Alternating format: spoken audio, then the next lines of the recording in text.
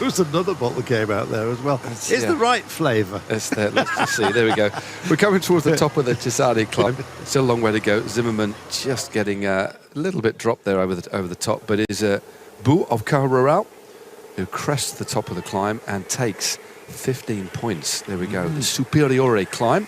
But that's a good lead. 4 minutes and 28 seconds. Remember, the best placed rider of this.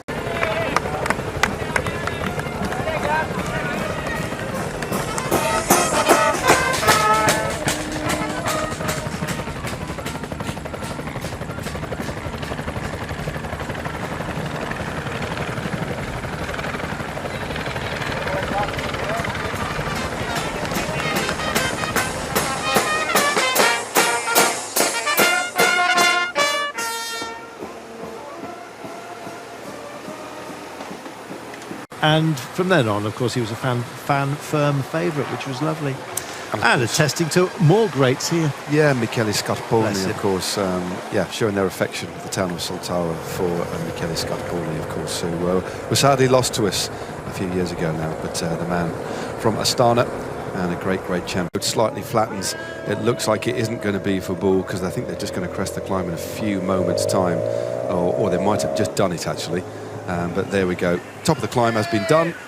So Bull, sorry, Nick. And Bull, unfortunately, didn't quite make it. So they come over the top.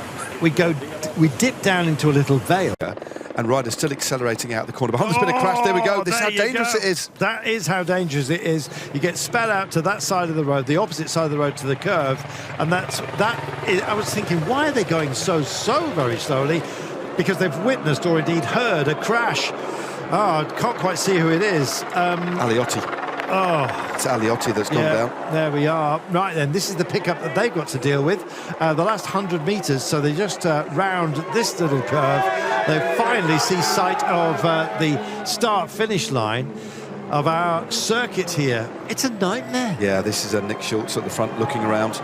Magnus Sheffield just behind him in that white jersey. Look at this.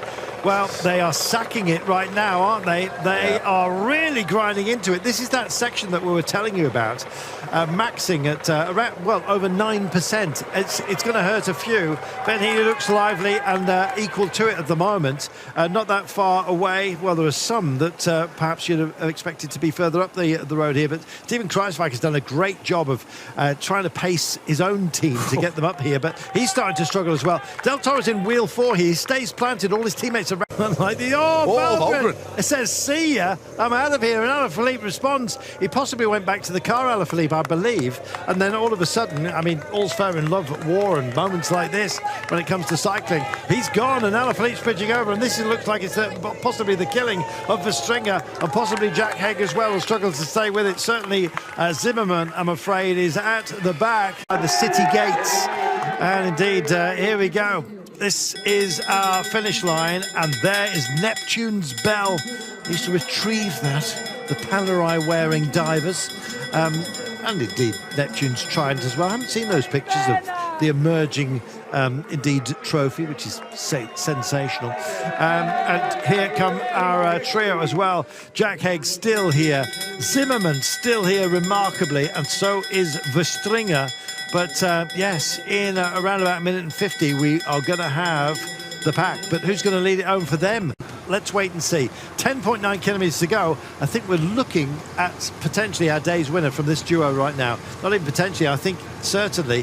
Whether or not Alaphilippe will be in the race, the lead of the race, shakes his head as if in answer to a message that's come through on the radio. How you feeling? Yeah, how you feeling? Shakes his head. On the limit. Anybody's guess. Santuario Beato Santorello, the emerging Italian for the NSM cycling team. Michael Storer in there for the Tudor Pro Cycling Team, and they've got their man, Julian Alaphilippe, at the front of the race, starting the final time of the day. Valgren opening the gap. And that's been coming, hasn't it? It's Michael Valgren proving to be the strongest man from the 8-rider breakaway today. Julian Alaphilippe What, he's absolutely right. Here he comes right now. Sensational riding by Del Toro. And look at the face. He looks like an inquisitor. You'd tell him anything he wanted to know, quite frankly, if he asked a question of you right now. And he's asking a question of all of those around him. And they haven't got the answer. Not even the leader either. This is brilliant. This is fantastic stuff from Isaac Del Toro. It's interesting there when Roglic went to the front, there was that surge.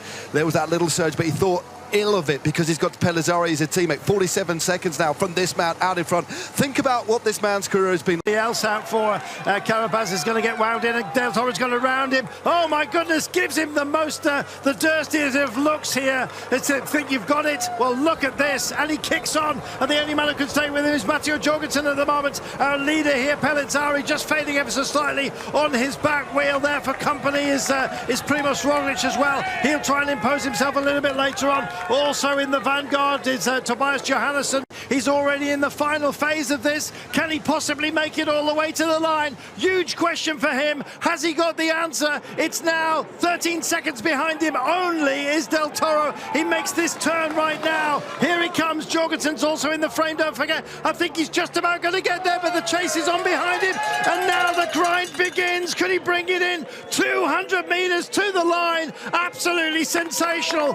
Magnus, oh, magnificent Michael it is. Michael Valgren is going to bring it home, I believe. Let's wait and see if they can skirt around him. No, there's the line in front of him. He believes. Oh, you better believe it as well. Kapow! What a sensational knockout blow for absolutely. Meanwhile, the pursuit of bonus seconds is important here for Isaac Del Toro, who's shown himself to be a pretty fast finisher from a group of climbers. He takes second ahead of Jorgensen, about 6 seconds, and everything else he gains is going to move him up back into the overall race lead.